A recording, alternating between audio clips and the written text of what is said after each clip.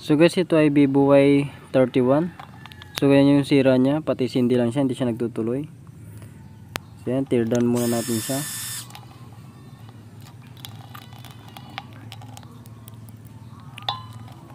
Yung una natin i-check dito guys is yung kanyang battery.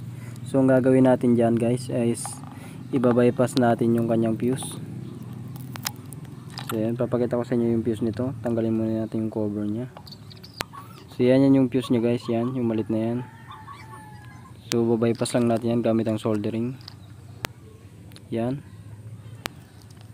Then after that, balik na natin lahat ng tinanggal natin.